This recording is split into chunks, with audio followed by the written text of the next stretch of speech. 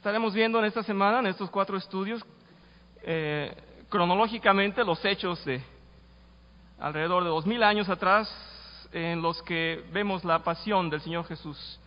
Y trataremos de hacerlo de manera realmente lo más directo posible para que ustedes tengan una remembranza emotiva y que haga justicia, al menos en nuestros corazones, lo más profundo y lo más intensamente, porque el Señor lo merece. Los invito a que oremos.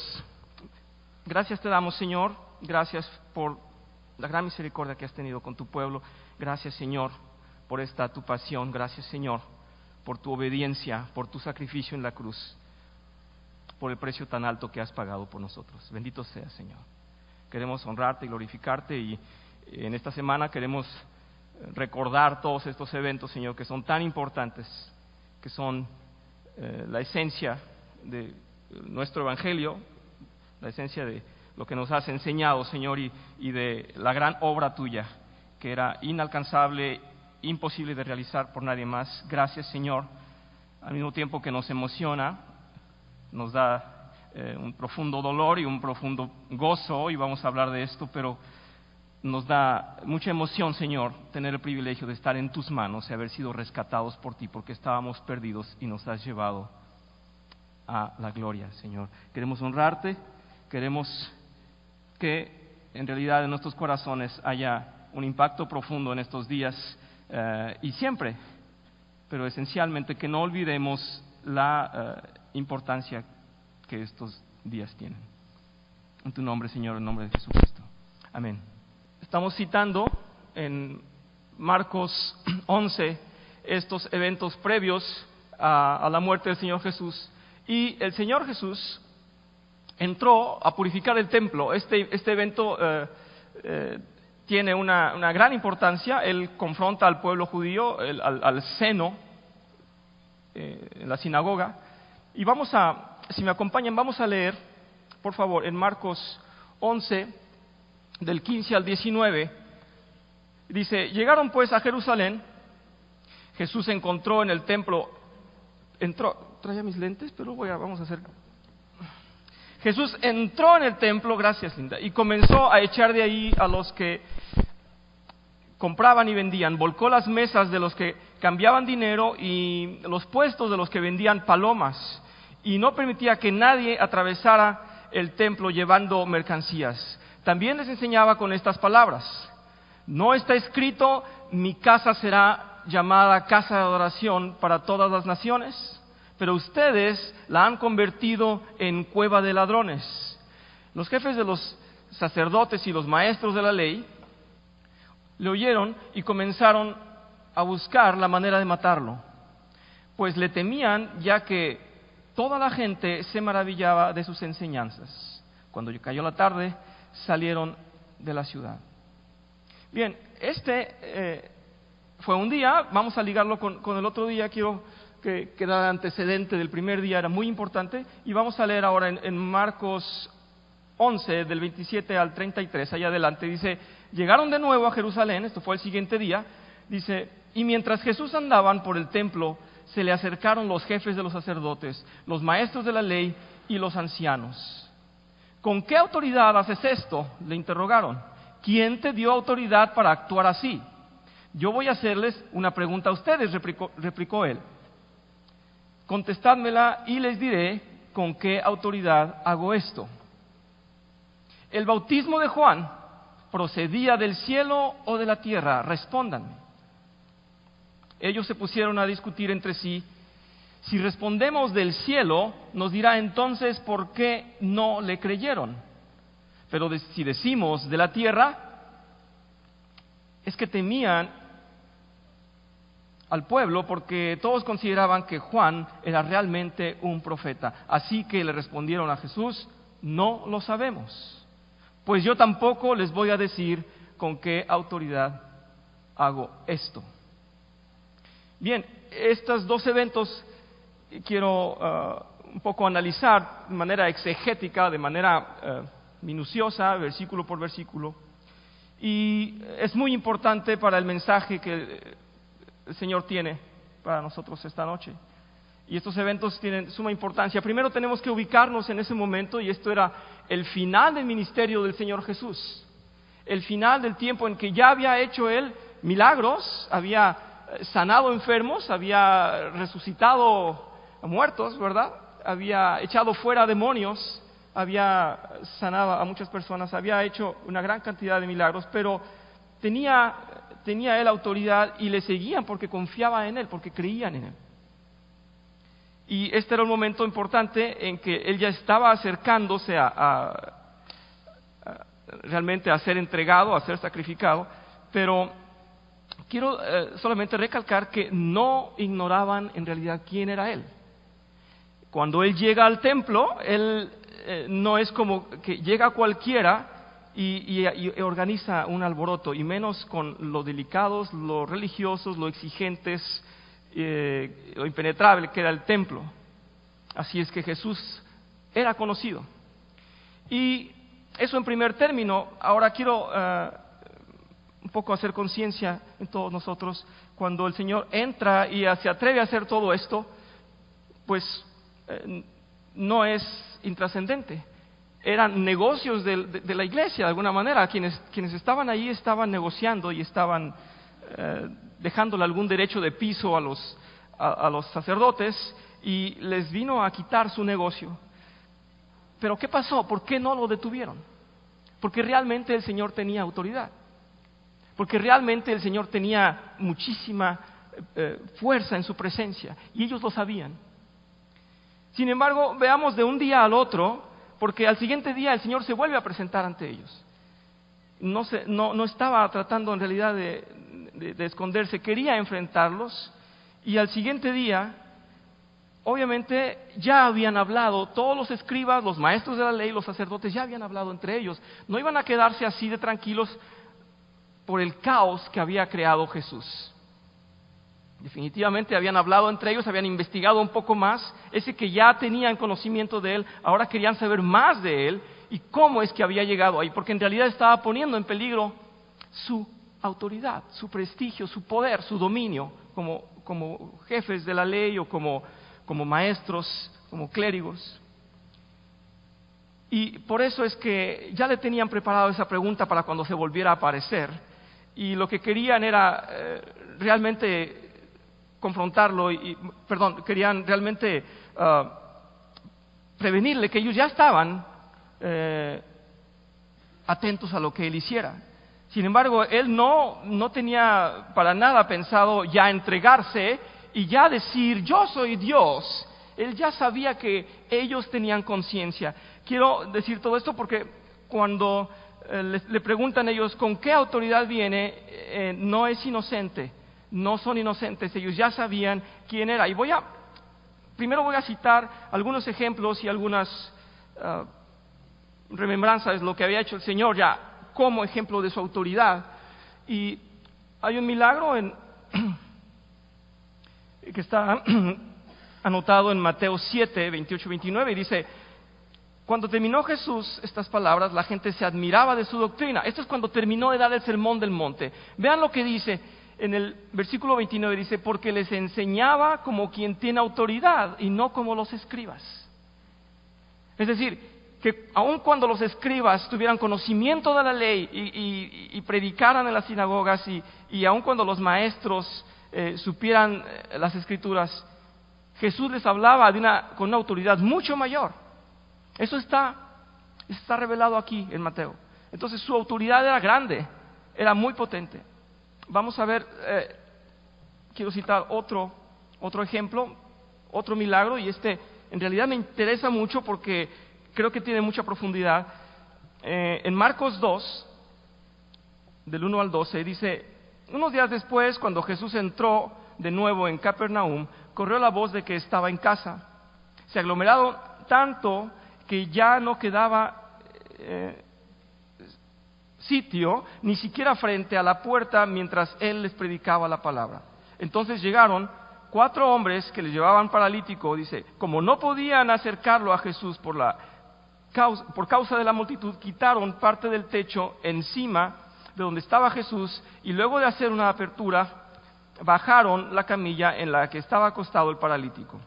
Al ver Jesús la fe de ellos, le dijo al paralítico: hijo, tus pecados quedan perdonados.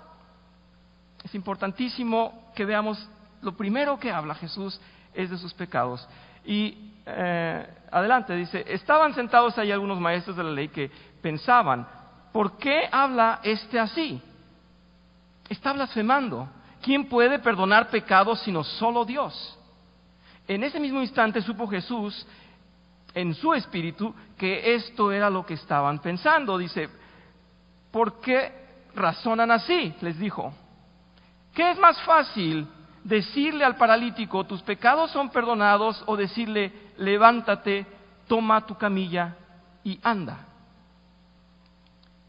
Pues para que sepan que el Hijo del Hombre tiene autoridad en la tierra para perdonar los pecados, se dirigió entonces al paralítico y le dijo: a ti te digo, levántate, toma tu camilla y vete a tu casa. Quiero explicar un poquito por qué me es muy importante o me gusta mucho. Creo que aquí Jesús está demostrando que Él tiene poder no solo en lo físico, sino en lo espiritual también. Y como ellos, los que estaban aquí, los maestros de la ley, lo cuestionaron en lo espiritual, Él estaba demostrándoles: ok, lo espiritual ustedes no lo pueden ver, no podemos verlo, humanamente no podemos ver si en realidad se le quitaron los pecados. Por eso estaban diciendo: estás blasfemando. Pero Él estaba diciendo: muy bien, si el terreno de lo espiritual no les convence, voy a tener que hacerlo en el terreno de lo físico. ¿Me creerían entonces si se levanta y se va?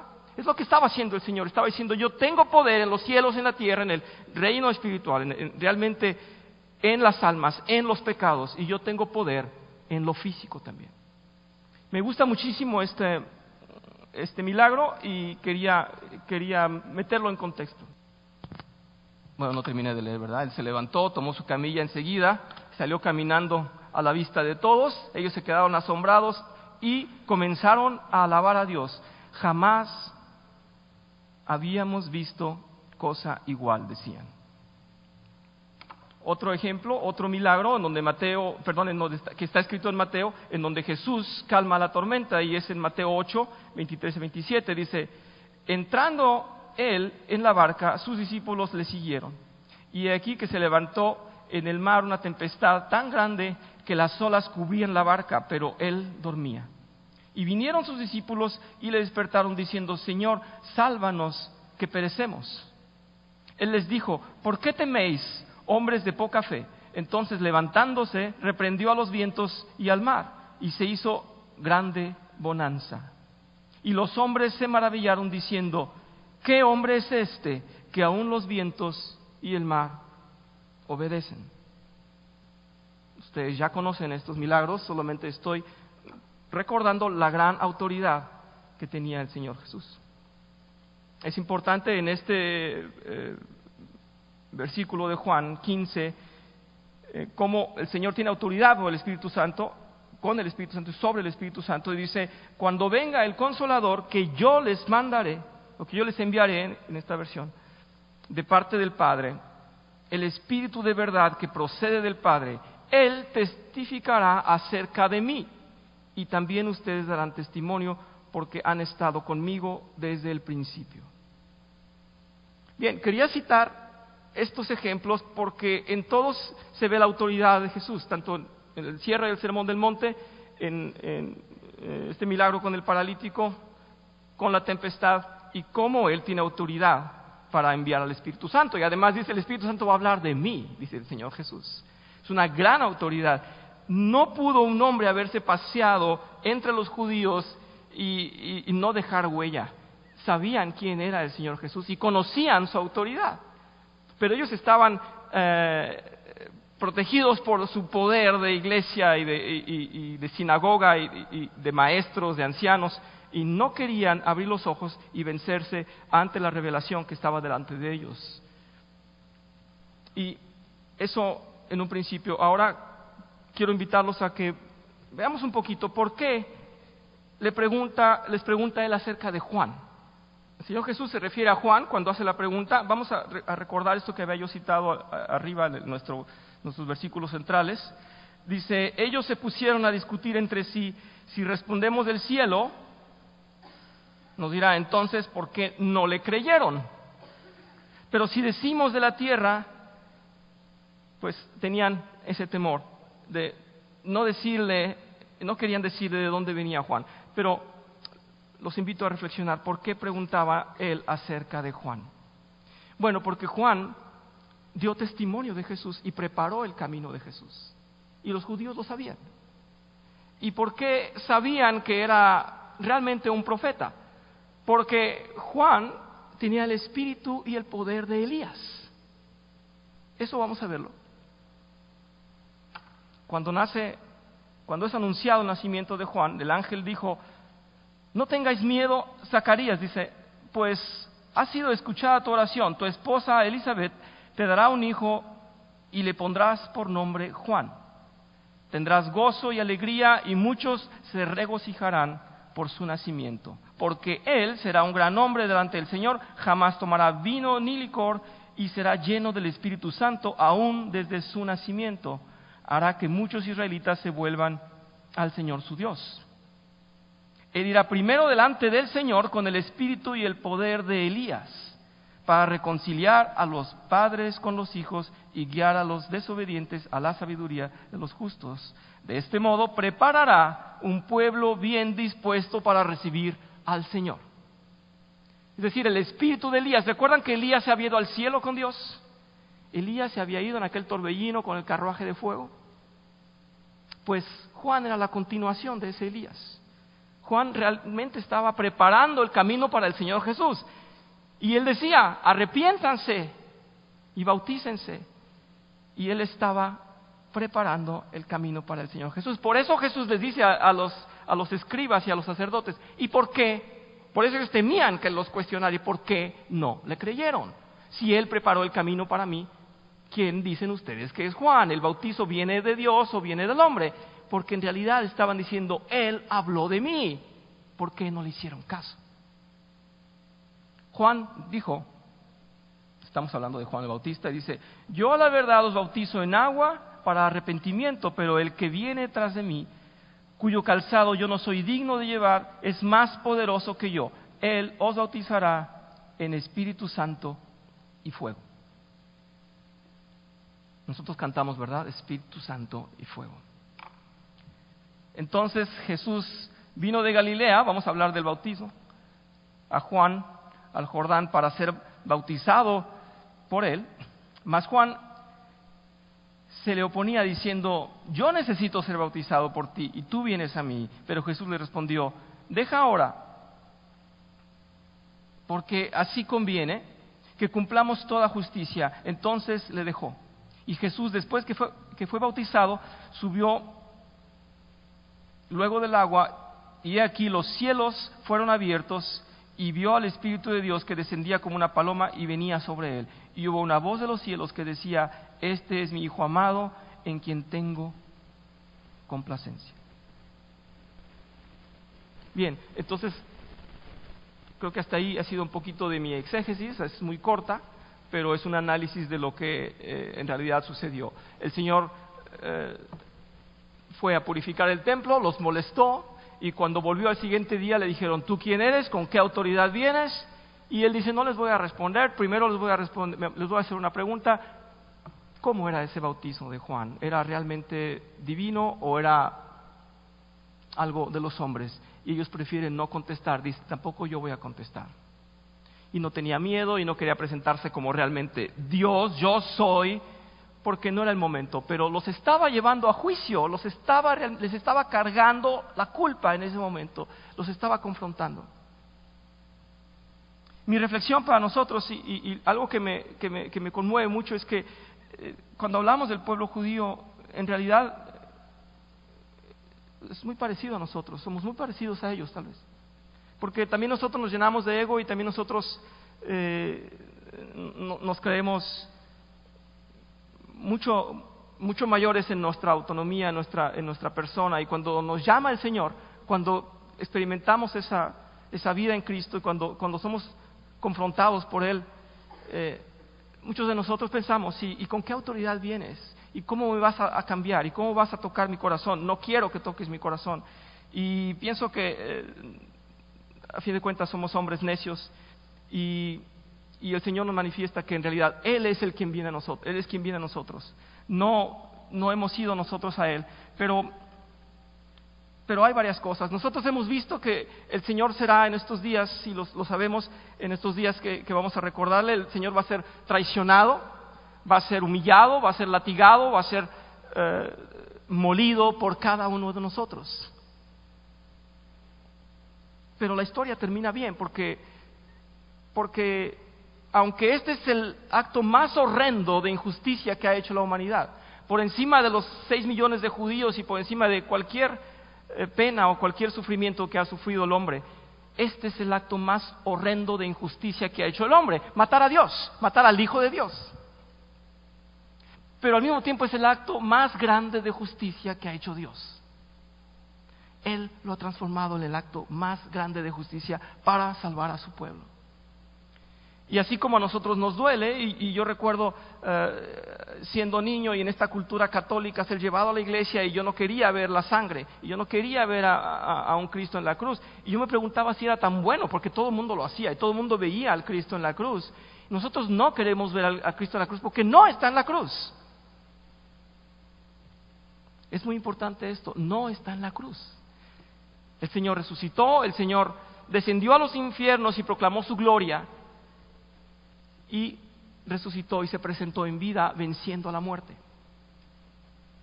Así que cuando yo veo a ese Jesús realmente controlando la tormenta y calmando la tempestad, y diciéndoles: hombres de poca fe, yo estoy en la barca, ¿cómo nos vamos a hundir? Yo estoy. Y a mí me impacta, porque cuando en mi vida tengo problemas, yo debo recordar que el Señor está conmigo en la barca y que no se va a hundir, que es Él el que tiene el control de la barca. Y yo actúo como si el Señor no estuviera conmigo ahí. Y eso somos todos. En realidad, cuando nosotros pensamos en alguna dolencia, en alguna enfermedad, y en realidad nos agobiamos, olvidamos que el Señor puede contra esa enfermedad, que el Señor realmente puede luchar y quitarnos esa enfermedad si es su voluntad. Y si no, Él tendrá la salida también. Algo muy importante, no cité ejemplos de cuando Él echaba fuera a los demonios, pero nosotros sabemos la autoridad que Él tenía, y nosotros creo que todos sabemos que Satanás está alrededor de nuestras casas, alrededor de nuestras vidas, siempre acechando y siempre molestándonos. Pero nosotros tenemos en el Espíritu Santo un poder para echar fuera a Satanás también. No es el caso en la vida de todos, pero creo que cada uno sabe con qué está lidiando. El Señor, cuando dice que Él tiene autoridad para enviar al Espíritu Santo, Él está diciendo: yo en este Espíritu Santo te estoy dando amor, poder y dominio propio. Y entonces, si estás lidiando porque nadie ha valorado tu amor y nadie ha realmente apreciado tu vida, deberíamos de pensar: el Señor puso en mí un espíritu de amor, tengo que ejercer ese amor y tengo que apreciar ese amor. Y cuando el Señor nos llama a tener dominio propio, debemos saber que no estamos solos, que es Él el que está con nosotros, y entonces cualquier pecado de ese que no podemos a veces despegarnos, adicciones y esos aguijones que quedan en nosotros frecuentes de pecado reincidente, lo podemos vencer con el Espíritu Santo. Y entonces ese espíritu de amor, de poder y de dominio propio. Creo que el Señor en estas vivencias de confrontamiento con los judíos, yo me gustaría no ser ajeno a ello. Quisiera que en realidad me impacte en mi vida y decir: el Señor me está confrontando a mí, y yo no puedo decirle con qué autoridad vienes. Yo tengo que abrazarme a Él. Yo tengo que abrazarme a Él en la barca y pensar que el Señor es el que todo lo puede y que realmente tiene autoridad sobre todas las cosas, como en el versículo del paralítico. Él tiene en realidad autoridad sobre todas las cosas, sobre lo espiritual y sobre lo material. Él puede realmente transformar mi vida. Vamos a ver a un Jesús que es llevado a un juicio injusto, a un juicio que es en realidad corrupto, vaya, para no hacerlo redundante. Es un juicio corrupto, es un juicio horrendo, es un juicio hecho en la madrugada antes de que se despertaran los más ecuánimes de los maestros o de los líderes de los judíos. Es un juicio en el cual hubo testigos falsos. Y todo esto nos lleva a entender que también nosotros podemos ser atentados en una mala justicia que se nos hace. Yo quiero un poquito tocar el corazón de ustedes. No sé si alguien considere que este mundo le ha hecho justicia. Yo creo que ninguno de nosotros cree que el mundo le ha hecho justicia. Yo creo que todos quisiéramos que realmente nos amaran por lo que nosotros sabemos que somos dentro de nosotros, que apreciaran nuestro trabajo, que reconocieran nuestros sacrificios, que seamos queridos y apapachados, y todos tenemos mucho rencor con el mundo. Decimos que no se me ha reconocido. Yo creo que es cierto. Yo creo que si vamos a los corazones de cada uno, es cierto. Es cierto, cada uno de nosotros podría decir, es que a mí no se me tomó realmente en cuenta como lo que soy, siempre se me trató mal. En algún punto podemos decir, no se me ha hecho justicia. Estoy seguro que aún el más egocéntrico, que siempre se ha aplaudido y que piensa que lo están aplaudiendo, aún él o aún el más humilde puede decir, no se me ha hecho justicia. El Señor Jesús comprende eso, y Hebreos nos dice que Él tuvo esa humanidad para poder comprender y no necesita que le vayamos a contar algo que Él no sabe. En realidad el Señor Jesús comprende nuestro sufrimiento, y su sufrimiento tiene otras dimensiones.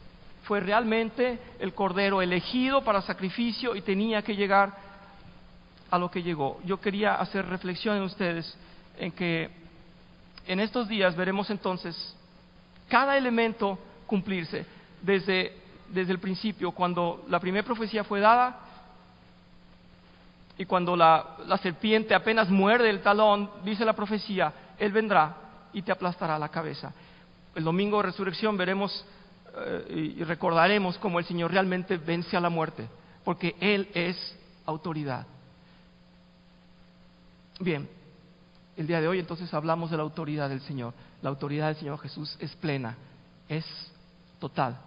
Tenemos que comprender que de ninguna manera vamos a desfallecer y vamos a esperar o vamos a contemplar a un Dios que tenga alguna región, alguna área en la que no puede Él realmente actuar. En cualquier situación de nuestras vidas, el Señor es autoridad. Si me acompañan en oración. Padre Santo, te damos gracias. Gracias porque recordamos que aunque tu autoridad ha sido cuestionada y sigue siendo cuestionada a veces por nuestros corazones ingratos o inseguros, infieles o de poca fe, tú eres autoridad máxima, Señor. Tú eres y estás al dominio de todas las cosas, Señor, y no hay nada que se escape de tus manos. Tú has triunfado sobre la muerte, tú has sido el Cordero perfecto que ha ido a entregarse por nosotros, a ser molido, a ser sacrificado por cada uno de nosotros. Te damos gracias, Señor, porque tu justicia ha sido hecha, porque tus profecías se han cumplido, porque tu palabra es cierta y porque en ti reposamos, Señor. A nadie más podemos ir. Tú eres el único a quien debemos ir, Señor. Reconocemos tu autoridad y queremos que tú seas la autoridad de nuestras vidas de una mejor manera cada día, Señor. Queremos realmente llevarte con esa confianza en nuestros corazones. Sé en nosotros, Señor. Vénganos tu reino, Señor, que realmente nuestros corazones sean conmovidos y que confiemos en ti y que tengamos esa seguridad de el amor tan grande que tienes por nosotros, en ese acto de justicia inimaginable, Señor, en el cual nos has comprado con el sacrificio más grande. Gracias por haberte despojado de esa deidad, por haberte presentado como hombre, por haber vencido a la muerte, lavado nuestros pecados, Señor, comprado nuestras almas. Bendito sea, Señor, queremos honrarte con todo lo que hacemos, con todo lo que somos. En nombre de Jesús. Amén.